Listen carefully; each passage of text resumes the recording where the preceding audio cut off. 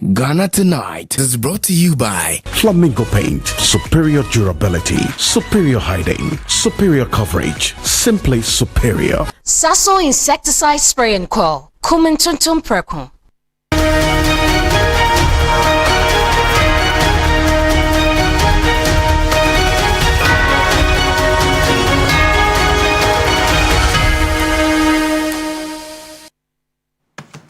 Hello and good evening. Welcome. This is Ghana Tonight. We're live from a news hub at Desawe Kanda, also live on TV3 Ghana on Facebook and on DSTV channel 279. We're all across the world on 3news.com.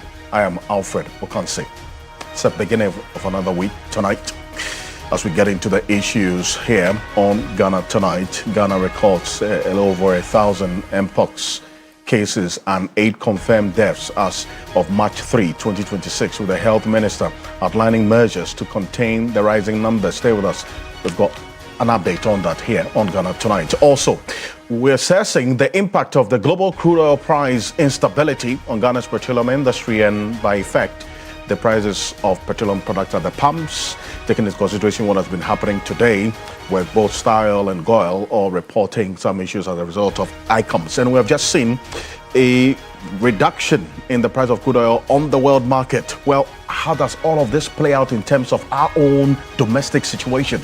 Stay with us. We have a conversation tonight.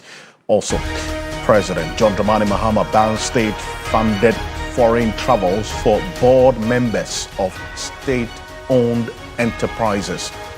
Tonight, stay with us.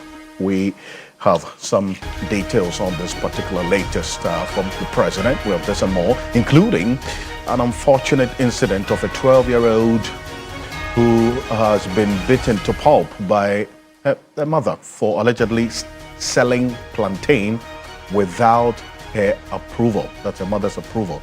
Stay with us. Quite troubling videos that we got, but we'll have a conversation because we've seen a trend of the rising cases of children being at the receiving end of such maltreatment by its parents or guardians, for that matter, and what exactly the Ministry of Gender, Children and Social Protection has to say about this trend that we have seen, at least for the last 6 to 8 months. So we'll have a conversation on this on Ghana Tonight. As always, you're an integral part of the conversation. Let's hear from you. The hashtag we're using tonight is Ghana Tonight on X and on YouTube as well. Stay with us.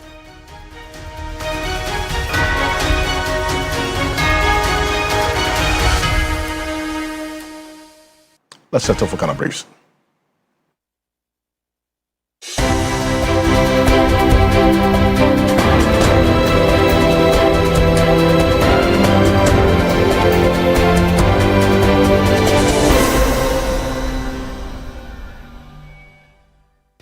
A meeting between the Fair Wages and Salaries Commission and the Civil and Local Government Staff Association of Ghana, CLOGSAG, has ended inconclusively, leaving the nationwide strike by the association still in force.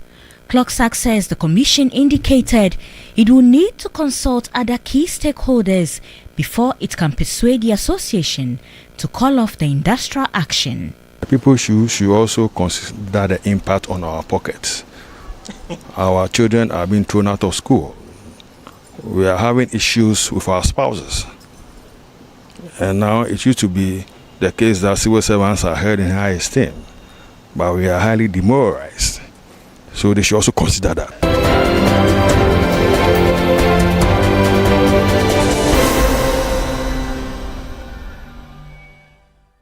The Criminal Investigation Department, in collaboration with the Ministry of Energy and Green Transition, has uncovered a large cache of stolen ECG service cables at Kpo Industrial Area.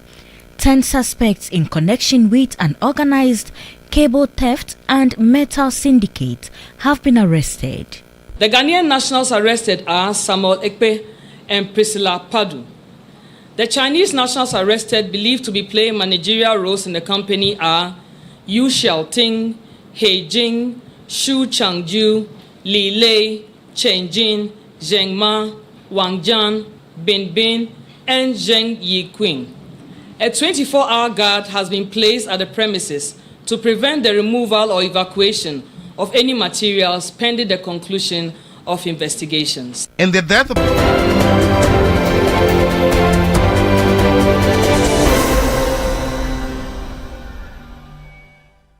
The Data Protection Commission has cautioned Ghanaians against unlawful spread of data and sensitive information that could have future implications, as a new law is being proposed to deal with emerging threats like misuse of artificial intelligence.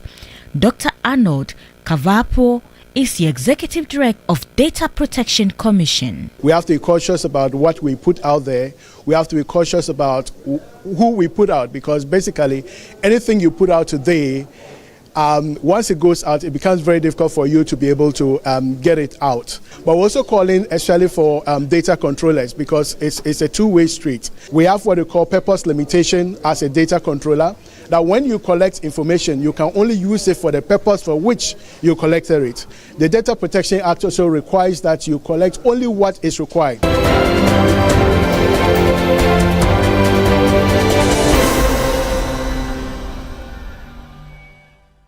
The Electricity Company of Ghana is dispelling claims of a return to a period of frequent power outages, also known as DUMSO, in the light of their ongoing planned maintenance work. General Manager for External Communications, Charles Ni Ayiku, intimated that the maintenance is scheduled and duly communicated to residents well ahead of time. To have enough power to serve our customer. This is not doing so. If they do so, we'll say it. Every plant maintenance, there is a schedule. And then we also announce the affected areas. So for instance, we can say, looking at the work that has to be done, we'll start from 9 a.m. and then by 3, 4 or 5, we end. And then you get your lights back. In every single part of the world where there is electricity, they maintain their machines, they maintain their installations. This is nothing new.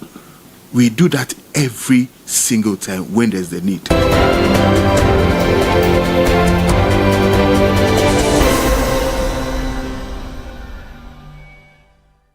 The governor of the Bank of Ghana, Dr. Johnson Pandit Isiama, has defended the central bank's decision to rebalance Ghana's international reserves, describing it as a strategic move to reduce risk and improve the liquidity of the country's reserve assets. Speaking before Parliament's Committee on Economy and Development, Dr. Isiama explained that the bank converted part of its gold holdings into foreign exchange assets to ensure a more balanced reserve portfolio. He noted that Ghana's gold reserves increased significantly under the domestic gold purchase program, rising from about 8.7 tons before 2021 to over 40 tons by October 2025.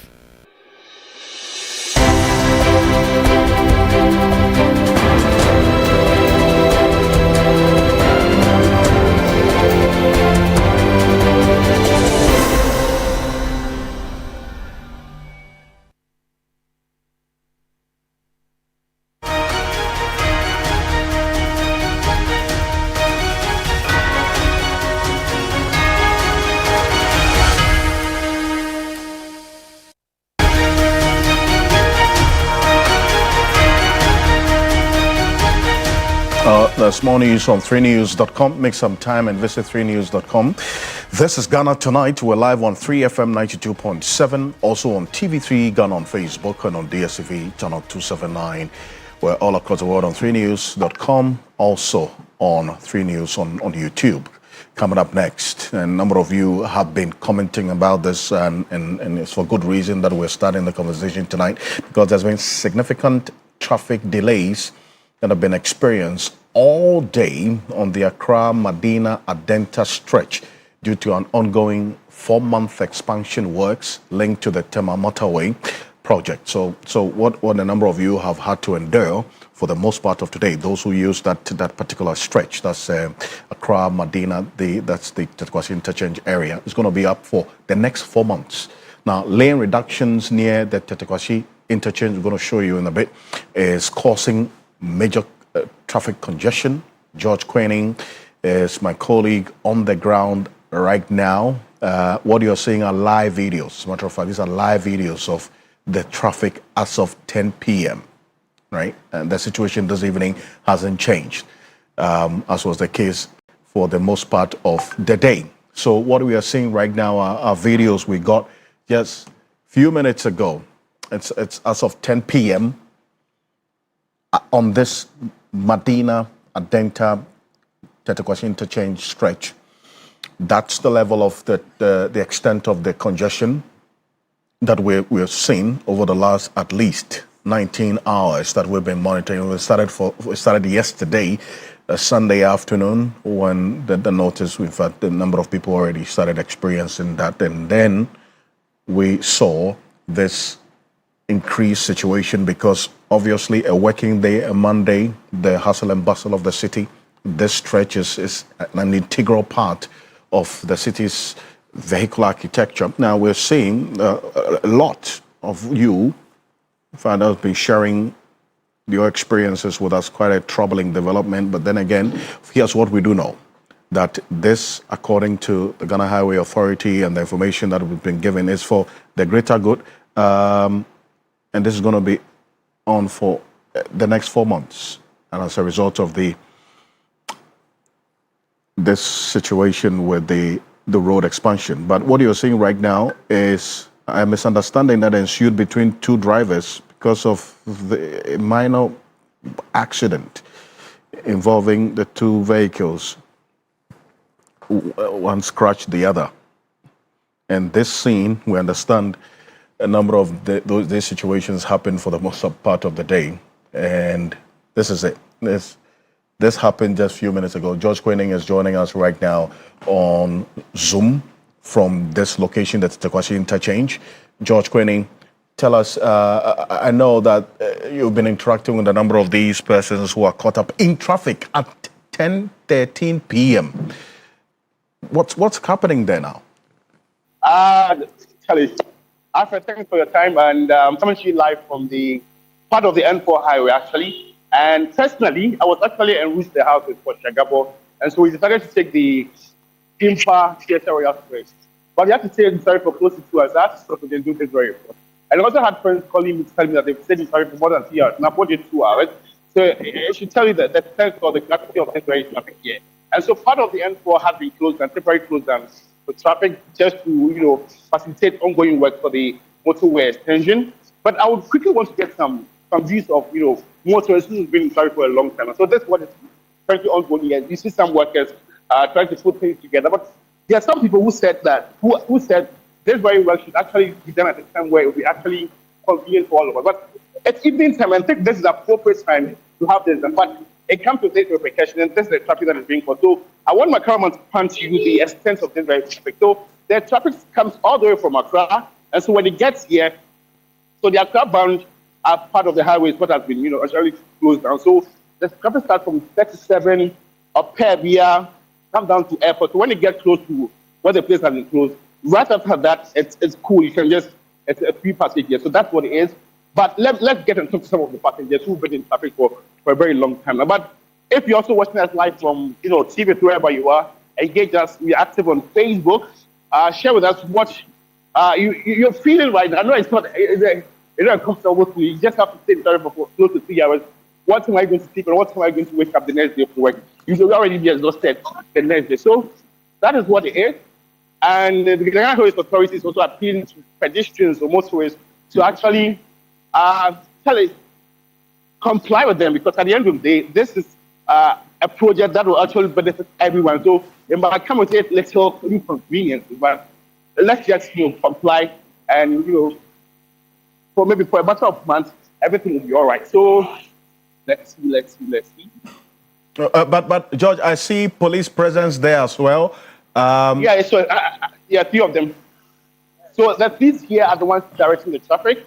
And so, like, the issue actually that you played on TV, 2 people in that altercation, one has to just, trying to cross into the other lane of the other driver. So that's what actually brought the altercation. So the police is here to correct some of these, errors and inconveniences that will emanate on the stretch, actually. So, it's a serious situation. Look at about 20 already. I've been trying for 2. Look at this. Look at this very damage here. I'm sure it's as a result of maybe whatever is just ongoing. So this is, a damage to road signage on this very stretch. And hopefully, until the road is closed, it will come with a lot of damages. And people have actually had to drop and take Okada to their house. Napo told me that he dropped at airport and took Okada to that. So a lot of people are doing that. You can see them getting down from the trotro and taking Okada to their various destinations. After, at the end of the day, you need to report to work at 8 a.m. You don't have any excuse to give to your boss. You need to show up anyways.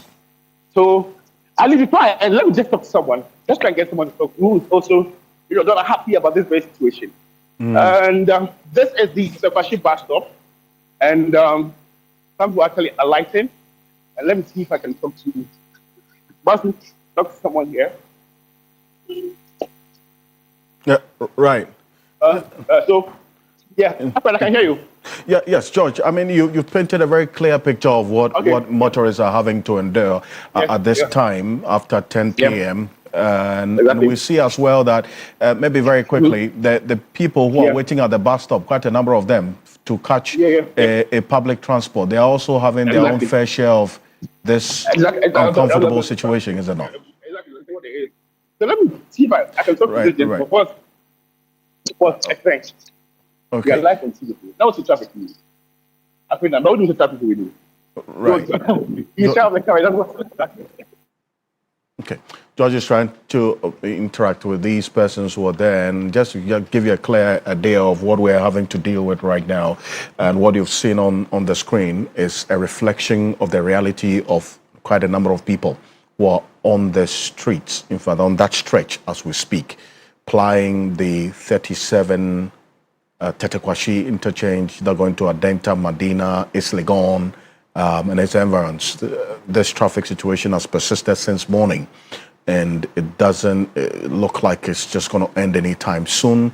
What we're seeing is these are live visuals from the Tetekwashi interchange right now. The traffic is still building up. It's one that we're keeping an eye on quite closely. In fact, because we know, based on the information from the Ghana Highway Authority, this construction is going to take 4 months, right? So we need to understand a bit more detail as to which other alternative routes that will be provided to reduce the extent of the vehicular traffic that we're seeing today. But this is Ghana Tonight, and we'll come back to it as we update you a lot more on this. But coming up next here on Ghana Tonight, price of crude oil remain volatile on the international market. Where does Ghana stand in all of this? That is the conversation, which is extremely important, and one that we're keeping an eye on as well as how things are playing out on the world market. Because for the past at least 1 week, that's where our focus has been, looking at how things are playing out on the international market and how Ghana can effectively also plan to ensure that we are within a certain bracket of safety, and then also planning effectively on the way forward here on Ghana Tonight. And that is going to be our next focus on this. It's quite a lot has been happening in the last at least 2 hours on the international market. And this is one we're keeping an eye on here on Ghana Tonight. And it's a mix of good news and some level of uncertainty as well. 20 minutes after 10 here on Ghana Tonight. Now, this is it. Just some few hours ago, the last 6 hours we checked, this is how much crude oil was selling on the world market. And we're going to put it on the screen right now. A little over $100 per barrel. In the last 2 hours, what we've seen is a reflection of the volatility of the crude oil pricing on the world market. Because even a statement from either Iran or the United States or Israel can influence the price of crude oil on the world market. And that's what we are seeing playing out right now. Because just 6 hours ago, this was the price. And guess what? In just the last 2 hours, the prices have reduced to this, a little over $89 per barrel. This is the Bloomberg terminal. And this is what the Bloomberg terminal is reporting. Keep your eyes on Brent crude. Brent crude, that's the second column over there. It's dropped by 3.53, and then that's a little over 3%, almost 4 percentage points drop in the price of crude per barrel on the world market now selling at $89. And here's the reason why. There was a statement by President Donald Trump effectively saying that this war is complete.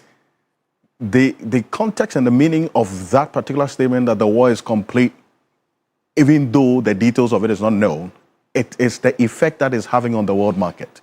Because to the extent that he says it's complete, it doesn't mean it's over, but he says it's complete. And so we've seen prices go down, right? And this is a statement that we glean as well from the White House spokesperson, Taylor Rogers.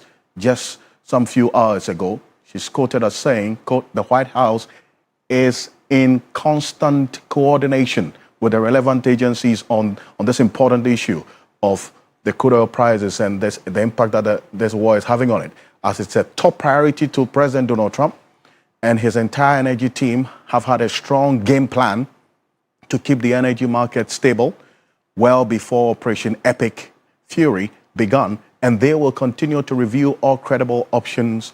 As the president said last night, this is a short-term change in oil prices, which will drop dramatically once the objectives of Operation Epic Fury are achieved. This is from the White House, right? And it's pointing to a certain direction. And this is what we are seeing reflect in the prices of crude on the world market. It's not just Bloomberg that's reporting this.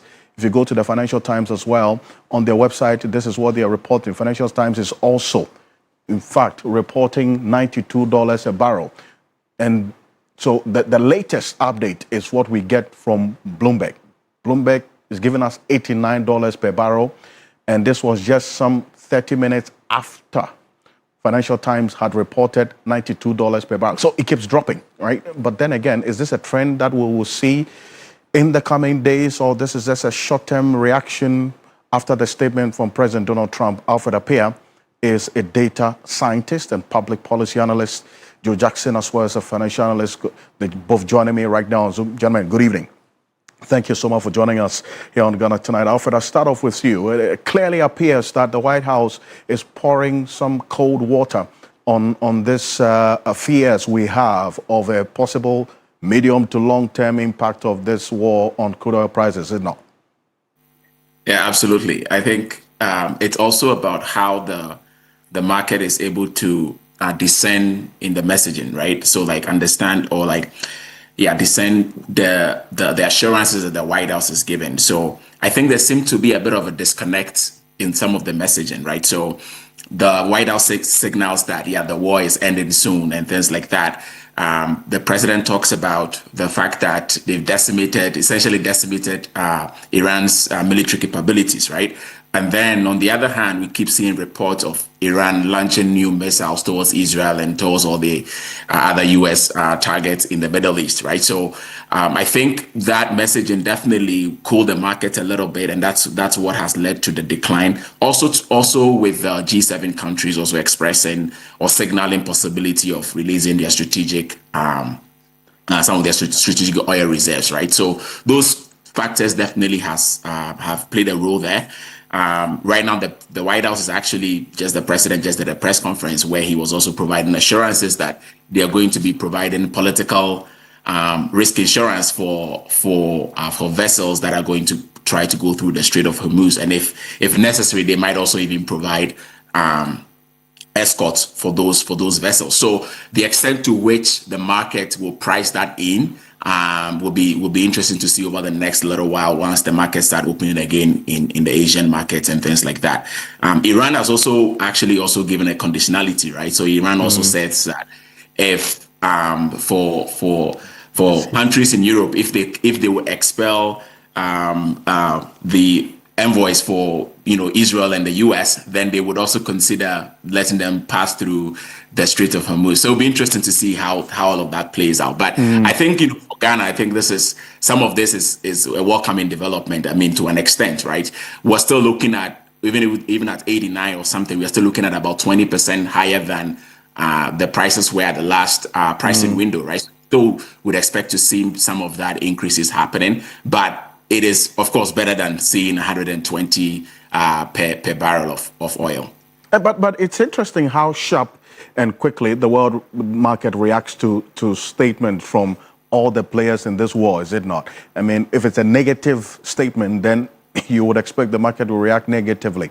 But then, with this positive indication from both Israel and the United States, and you've just mentioned Iran, which I've just seen, latest reported right now by the Reuters news agency, it clearly reflects a certain direction. I've also heard that some shipment is now going through the Strait of Hormuz on the quiet. They put out their GPS so they are not noticed and so on. That's some strategy that's playing to the positives, is it not? Briefly.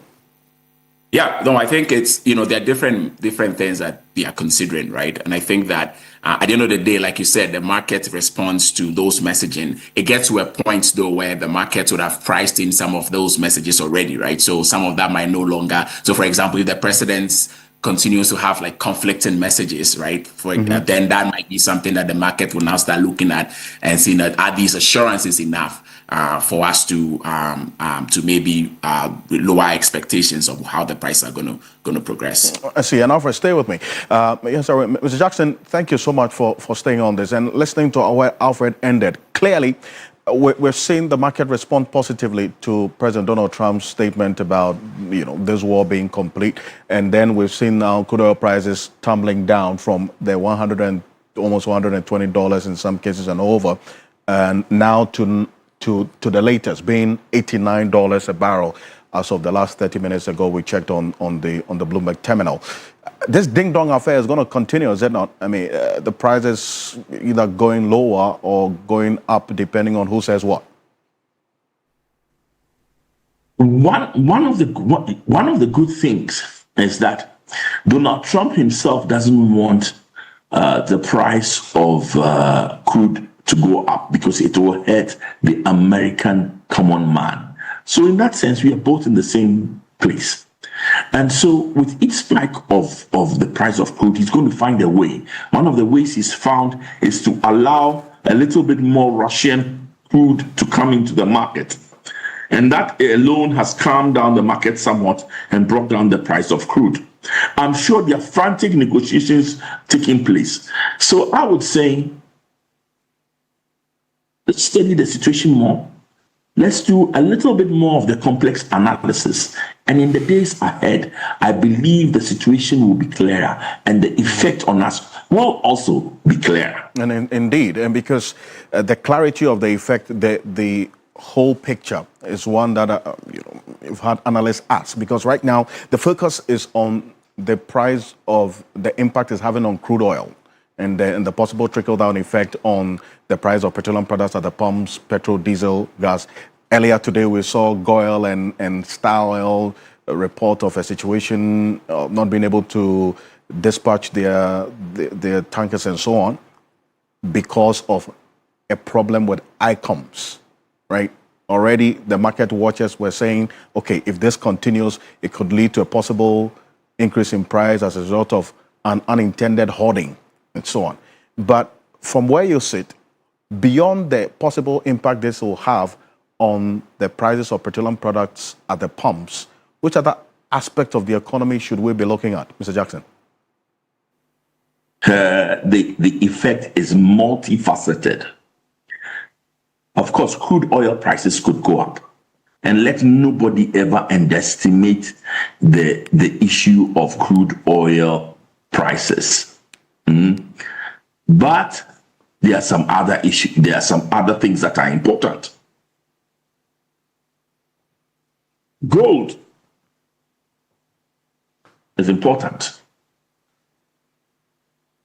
And gold, because the same instability that will cause crude oil prices to spike up and go up and make our import bill, our oil products, energy product import bill higher.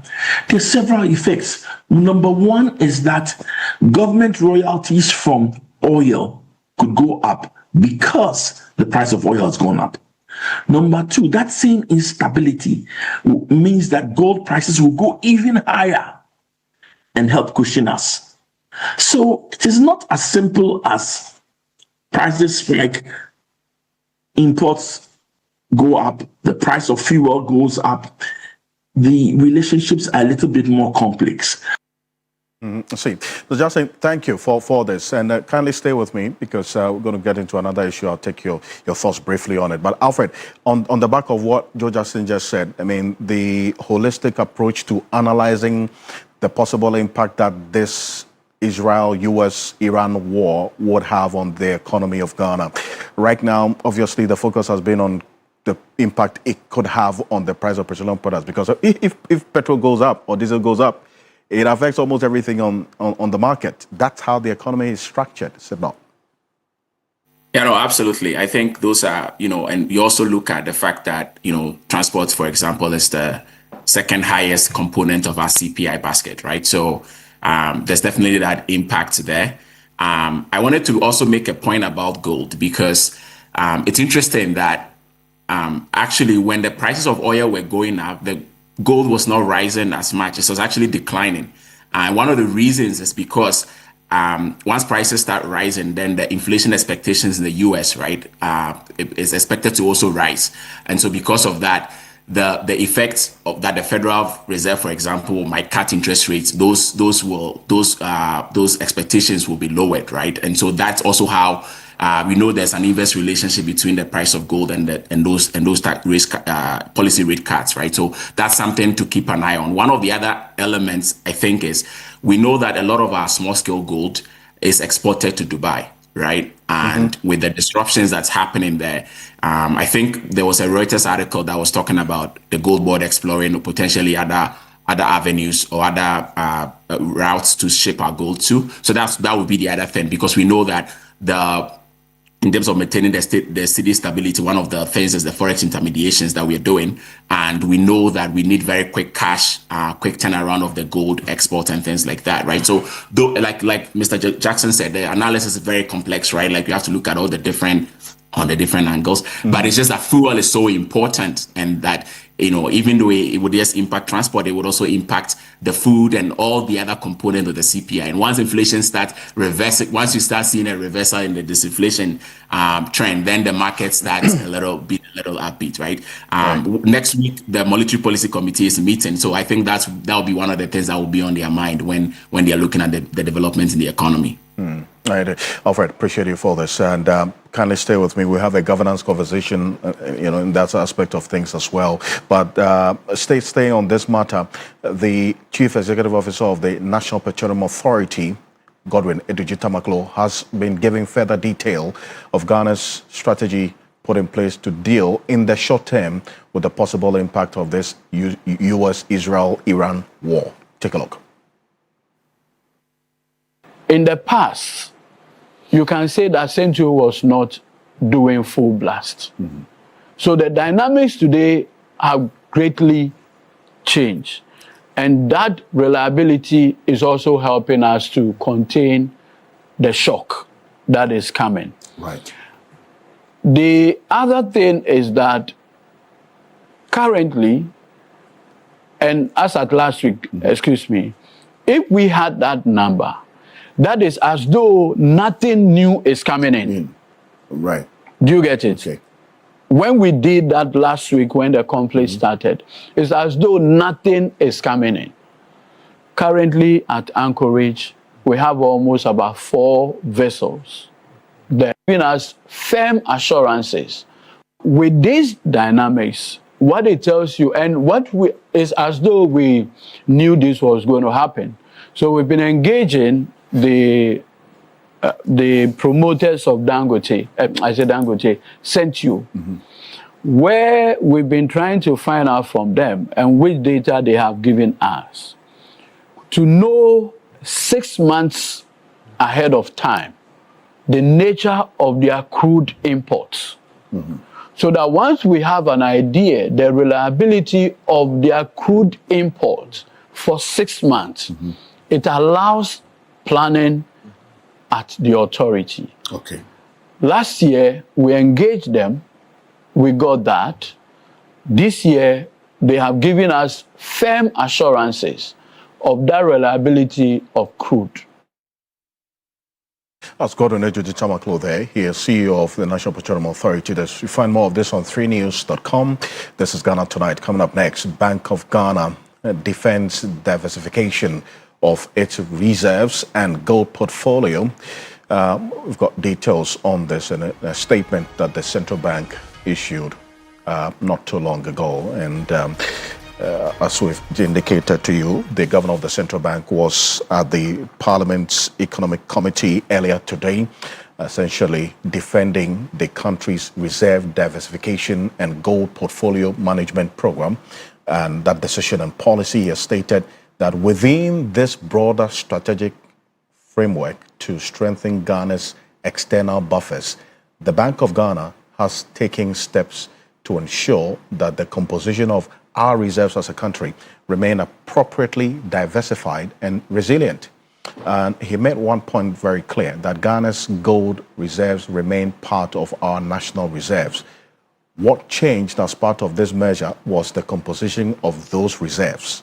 So over the past several years, the Bank of Ghana deliberately increased the role of gold within Ghana's international reserve structure through the domestic gold purchase program. Prior to the launch of the program in 2021, if you recall, the Bank of Ghana held approximately about 8.7 tons of gold. Now, through sustained accumulation under the program, gold holdings increased significantly, and we've showed you the trajectory over the period, reaching over 40 tons from a little over 8 tons by October 2025. However, development in global gold markets also had important implications for the composition of Ghana's reserves. And all of this is captured in the Bank of Ghana statement. You'll recall on Key Point over the weekend that the Vice President of Imani Africa and private legal practitioner Kofi Bento indicated that, quote, "It is wild when you sell 18 tons of gold on a flip," and says it's quite serious. What we all must appreciate is that we are a third world country. And this is what the Bank of Ghana in that statement was responding to, indicating that it is important to emphasize a number of points. One, that the rebalancing was undertaken to ensure Ghana's reserves remain liquid and readily usable, to stabilize the foreign exchange market and finance essential imports when needed. Also, central banks manage reserves for safety, liquidity, and diversification rather than speculating on short-term movements in gold prices. Also, the foreign exchange obtained from the gold conversion remains actively invested within Ghana's reserve portfolio to generate returns, and portfolio rebalancing of reserve assets is a standard central bank practice used periodically to control risk and maintain a resilient reserve structure. And they also continue that maintaining a balanced mix of gold and foreign currency assets helps Ghana better respond to external shocks and global market volatility. And the governor of the central bank says this action did not represent a loss, contrary to the point that Kofi Bento made over the weekend, of Ghana's national asset. The gold was converted into foreign exchange assets, which remain fully part of Ghana's international reserves. Second, central banks do not manage reserves with the objective of speculating on short-term price movements. And third, rather, reserves management focuses on maintaining an appropriate balance between liquidity, safety, diversification, so that the country's reserves remain resilient under the changing market conditions. That's what this is a conversation that, look, we're going to expand and look at different aspects of it as well, as in trying to understand how this fits into the latest GANRAP policy that the finance minister has also announced last week. I indicated on Key Point that the point that Kofi Bento made is one that has to be interrogated as well, and responses from the finance ministry and the central bank. We've got this from the central bank, and this also will culminate into a bigger conversation on GANRAP. But Mr. Bento also did make the point about how this would also impact on our reserves going forward. Mr. Jackson, looking at the broader framework as the Bank of Ghana has just explained, and I'll take your quick thoughts on this. A sure way path, you would say, a positive impact as has been outlined in the statement by the central bank?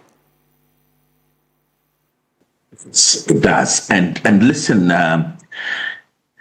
we've got to realize that there are definite benefits to the Bank of Ghana supporting the cedi. Albeit there are also significant drawbacks. But let's deal with the benefits first. First of all, it reduces inflation pressure. In an import-led country like ours, a stable or strong cedi means fuel, food imports, medicines, machinery, they become cheaper, helping to slow down rising prices. In fact, the biggest benefit of this whole supporting the cedi has been the kind of inflation that we are experiencing. And for better or for worse, it stabilizes business planning. If I know that the cedi is this rate and it's going to stay there for some time, importers, exporters, manufacturers, we can plan and we can price our goods more confidently. And it does boost investor confidence. It signals that the authorities are willing and able to maintain macroeconomic stability, which can calm down financial markets. Since the government has dollar debt, it reduces its dollar debt cost. And we've seen that the change in the stability and appreciation of the cedi alone reduced our debt overhang, which can help, which again helps investor confidence. And this supports and prevents panic and speculation. Now, that being said, number one, you deplete your foreign exchange reserves. So selling dollars to support the currency reduces the reserve barter for an external shock. And external shocks are facts of life. In fact, as we sit now, the war between the US, Israel on one side and Iran on another side is a looming external shock. Start off with cocoa. Cocoa has had repeated problems. Cocoa has been mismanaged. We've been careless, but all our problems have been accelerated and brought to the fore by the fact that the cedi has appreciated. If you think about it, if we had a bit more cedis, just maybe we'll be able to pay the farmers a bit more without some of the actions that the farmers are complaining about. So there are significant benefits and significant drawbacks. But on the balance, and remember that given that we just came out of a crisis, whatever action we took, there was going to be a balance. There are going to be hard decisions taken. On the balance, I think we have survived fairly well. Gold prices have helped us. External shocks, sometimes an external shock can even be an advantage. And the tariff regime and the volatility that the US created in global markets last year meant people bought gold and helped us. So all in all, good policy, definite issues, but I'll take it. Right? Supporting the cedi is like giving painkillers to a patient. Mr. Jackson, thank you very much for this as well and your point on this particular issue. And this is Ghana Tonight. You find the full complement of this on 3news.com. When we're back after this quick break, we have a conversation for you, one regarding this directive, the latest coming through from the President, John Dramani Mahama, to the Board of State-Owned Enterprises not to travel out of this country at the expense of the state. We'll be back shortly. Stay with us.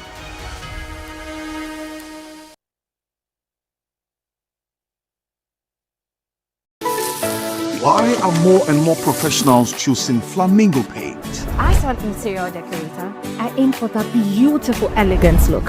Flamingo Paint has great hiding ability to cover and transform old walls easily with just one coat. Impressive.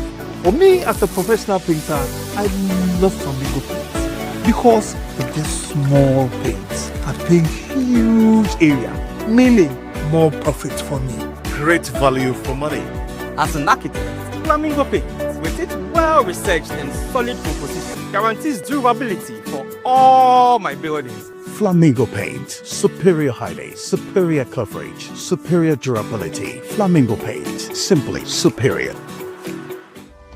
In my line of work, a confident smile is everything. Kel Charcoal Toothpaste keeps me on top of my game and ensures my smile is always radiant and bright. With the tiring nature of my job, we spend several hours under the scorching sun. To keep our teeth white and our breath fresh all the time, we use none other than Kel Charcoal Toothpaste. Kel Charcoal Toothpaste. You're on a Kessie and in a kit one.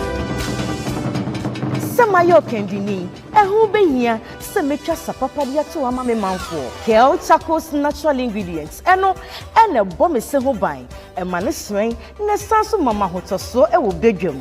Kel Charcoal Toothpaste. Choose Kel Charcoal Toothpaste for anti-cavity, whiter teeth, and fresher breath all day. Available in 80 gram and 150 gram. Grab yours today. Kel, happy smile. This advert is FDA approved. Yes, next. Hey, Nadia Benson, Asamo. Me didn't tum. Mr. Freddy Calico, just call me cockroach. Now, Mr. Freddy once now. Hey, that's you. Improve car. Yeah. Captain Mosquito, double the action.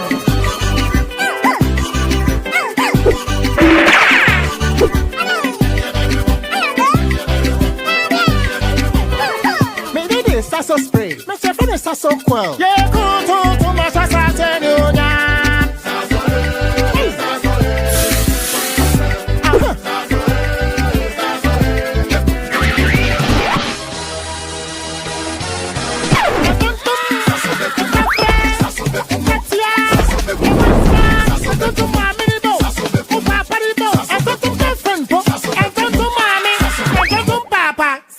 Come tum preko.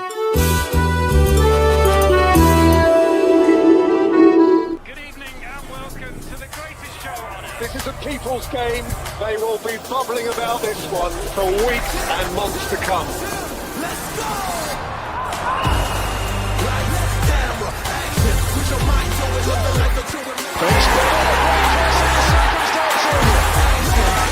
It's on SuperSport all season long. Pay your subscription today. Dial *759#. Available on DSTV and GoTV. Shasie ne planu Easter holiday no. Dubai na debia waka wansem sasa wunyanka abekono ho. Afei enambre no aben. Ni senti Onia TV any Global Wings Travel and Tour and na kabomu. Ah omudi ejoma ho for season 3 winner no. Etufa ediako Dubai on the 3rd ekosi on the 8th April. Branebeka Global Wings Travel and Tour ho. Wabra yede utokwe ako Dubai. No wako chiweni, no relax ho. Se Easter die. Yesu Kristo ewu sorry. No ewu sorry dia. Eye nije nkwa. Se wanko bia obebon sano pa. Packages we die. Anu odiye. Se wo kwa benyina no. Sika kuma bi na obetia. Baby a obeda eka ho. Aduane a obedi. UAE visa. Yede obetintin bia ye bebre. Ehun sika sem nyina. Ebomu ba ko a. Ohaw bia enyi etri. Bomodi se obebuki ye. E wo 2026 Easter holiday no. Enne ya. Frey anasa WhatsApp ye. E wo 0550 188 181 anasa 055-368-8398.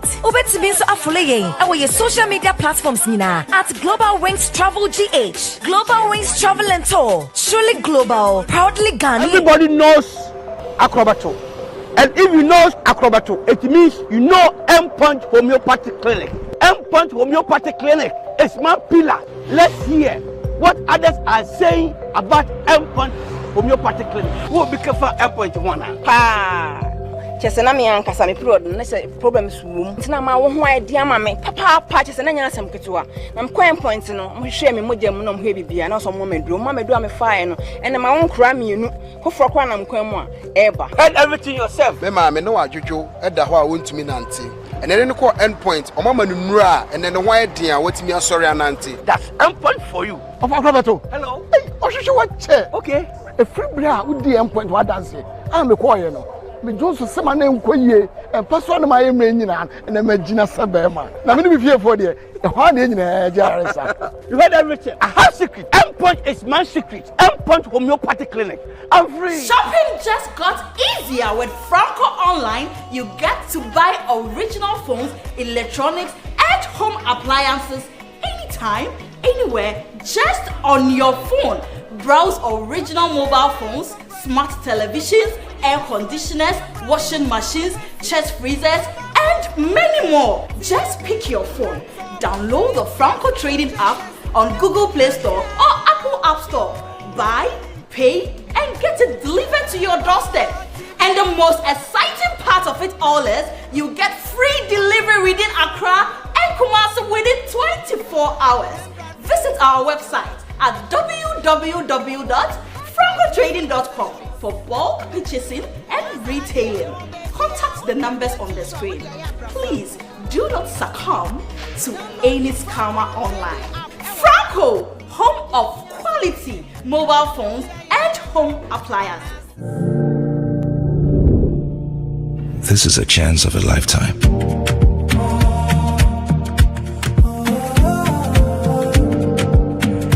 My opportunity.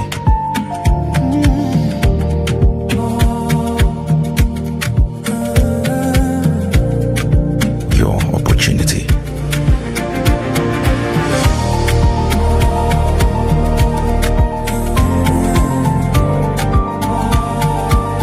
Let's build Ghana together. Come on, let's go.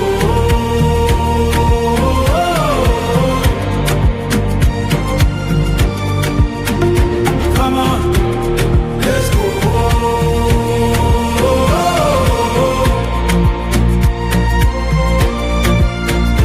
Come on, let's go.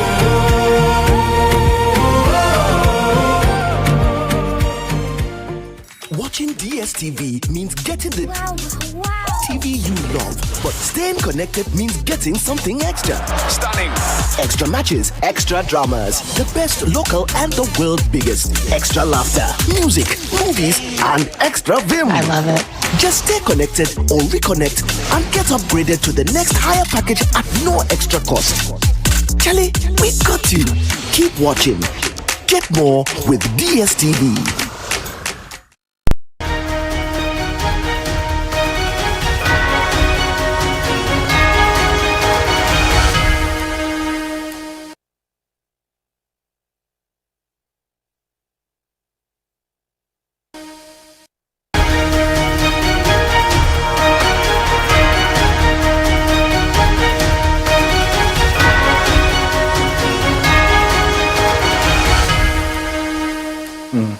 Welcome back. This is Ghana Tonight. We're live on 3FM 92.7, also on TV3 Ghana on Facebook, and on DSTV channel 279, all across the world on 3news.com. As always, proudly brought to you by Flamingo Paint, Simply Superior, Sasso Insensai Spray and Quell, Tum Tum Preco. Coming up next, President John Dramani Mahama has directed boards of state-owned enterprises and public institutions to immediately halt international travel for training, conferences, retreats, and study tours funded by the state. He's citing growing concerns over public expenditure. The directive issued from the Jubilee House and signed by the Secretary to the President, Dr. Callistus Mahama, forms part of the broader government measures to strengthen fiscal discipline and ensure the prudent management of national resources. According to the details of this directive that we have cited here on Ghana Tonight, the President's attention had been drawn to a growing trend of international travels by board members, boards of public institutions, just sending requests. They want to travel to symposiums, colloquiums, conferences, and all of these summits that really, you think about it and it raises some questions. Alfred Appiah is a public policy analyst.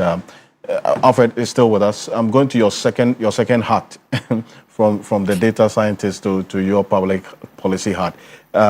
This directive, a right stroke in governance, you would say? Certainly. I think it's commendable, right? And I think it signals the intention to really rein in public sector expenditure.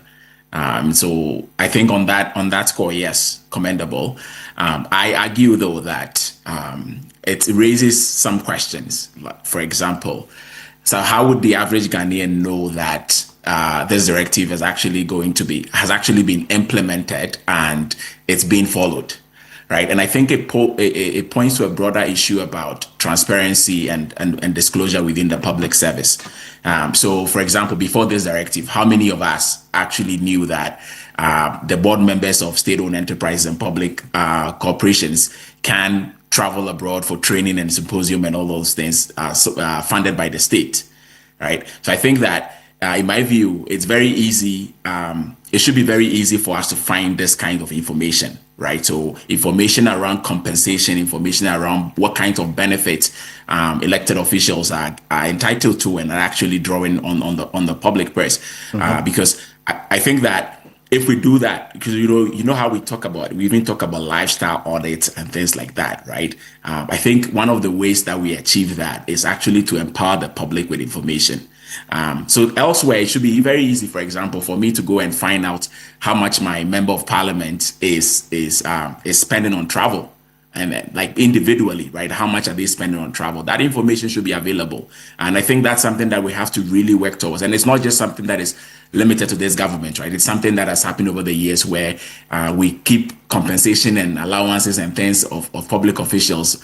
We keep them like a secret document, right? And I think it's something that there has to be better disclosures of those, so that when these things come up, right, we can know that, okay, the president has given a directive. If we go and look at the travel expenditure for these SOEs, we'll be able to see, because the audited financial statements won't get to that level of detail, right? So that's why I think that we have to really be intentional about these disclosures, because I think that we have an opportunity here, right? And sometimes people might say, oh, why don't you go through RTI? But the point is that this information changes, right? And it's something that it's fluid. So it's something that has to be available and be intentional about making it available. Because if I have to go to a bureaucratic process every time I want to find out this type of information, even if RTI will be responded to, is the other argument, right? So I think overall, a positive step. It shows that the government is serious about the fiscal consolidation. I worry more about, like, okay, how do we know that this is actually being done? It's that level of transparency as well that but there's some tracking as well that we are going to put on and keep tabs on this as well. If there's non-compliance, hopefully if we get to hear it, we'll report it. Okay? And Alfred, appreciate you for this. Thank you. Thank you for spending some time with us here on Ghana Tonight. Alfred Appiah is a data scientist and public policy analyst. But before we go, some troubling news we got earlier. A 12-year-old girl, Vida Kwarteng, has allegedly been assaulted by her mother after selling plantain they harvested from the farm in Abrabra in the Sefirioso municipality. The victim, Vida Kwarteng, says the incident happened shortly after she and her mother returned from the farm. According to Vida, she informed her mother about her intention to sell some of the plantain they harvested, but did not receive any response from her. She continues in her account that the uncle of the victim says the case has been officially reported to the police, and the family is expecting the law to take its course. The uncle has been speaking to us, but this is the back of the victim, Vida Kwarteng, as we captured. Now, a reporter in that region, Matthew, got this for us. Quite troubling a situation. This Vida Kwarteng is alleged to have assaulted by her mother. Let's take a listen to her uncle, who says this matter has been reported officially to the police. I'm penny back on the bar, I said, no, I'm sure that's what people cry. So I said, home with Jan, we're not assassin on. Timina Mamma Rashid in back and next day, I won't teach in Mammy. I'm sure I know, say, my police for us to say the bear. Sadia no Uncle Sibu. So I say, and then what they Ghana, no, Sanomano, yes, a head and hobby. I say, I'm one watcher, Mamma notice Anamona. Ghana, first constitution, there will be a form Samra, my Sakwan as well. Quite police for the Faso. Sarah, some of the only 2 man, I say, or make it in Kakra, a man who said, and yet the council. The troubling development is that this situation of children being at the receiving end of such beatings and manhandling by their parents has been on the rise. And Wisdom Safo and the research team put this together, recalling instances between 2025 and now. Kokro Bite, here in the Greater Accra region, a couple was arrested after allegedly beating their 13-year-old daughter to death. Reports indicate that the girl had been accused of eating leftover food without permission, after which the parents allegedly subjected her to severe punishment that resulted in fatal injuries. Same period, Sekondi Takoradi in the Western Region, July 2025, police rescued a 12-year-old boy after a disturbing video circulated online showing him tied up and severely beaten by adults. The footage sparked widespread condemnation on social media. Mid-2024, in Agona Jamasi in the Ashanti region, 2 adults were arrested after a viral video showed a young girl being violently whipped. The footage showed the child being repeatedly beaten while bystanders just watched. The Ghana Police Service intervened following the public outcry generated by the video. If you recall, in Abuabo, in the same Ashanti region, 2024, a father allegedly inflicted serious wounds on his 4-year-old daughter after accusing her of misplacing a small amount of money. The child sustained visible injuries, drawing condemnation from community members, child protection advocates. In Kaswa, in 2023, a stepmother was arrested after allegedly beating a child with electrical cables and sticks, leaving the victim with severe injuries. In Mamobi here in Accra, authorities from the Ministry of Gender, Children and Social Protection in 2023 intervened after reports emerged that a child in Mamobi had been severely beaten by a guardian. In the northern region, Tamale specifically, also 2022, a caretaker was reported to authorities after severely beating a child for bedwetting. And this we see in a number of instances, why in the Upper West region as well. And then in the Kumasi as well, widely reported case, stepmother was accused of repeatedly beating a child with electric cables, as we saw there in 2020. And in Cape Coast Central region specifically, police arrested a father accused of severely beating his teenage son during a disciplinary dispute. The incident highlighted the fine line between this particular situation we've been talking about. You'll find all of this on 3news.com. On behalf of the rest of the team, we do appreciate your company. Join us same time tomorrow for another conversation. I am Alfred Okansi. Have a good night. Ghana Tonight is brought to you by Flamingo Paint. Superior durability.